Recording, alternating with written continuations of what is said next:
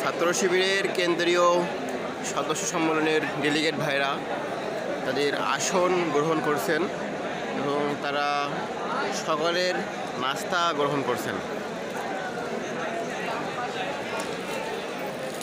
লোকারণ্য জায়গা দেওয়ারও জায়গা হচ্ছে না।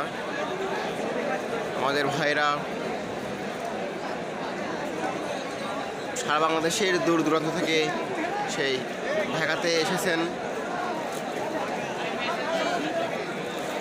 তাদের মনে যে দুঃখ কষ্টগুলো আছে আজকের এই সম্মেলনের মাধ্যমে সেগুলো লাঘব হবে ইনশাল্লাহ। তো আমরা কামনা করি আজকের সম্মেলন সাফল্যমণ্ডিত হোক।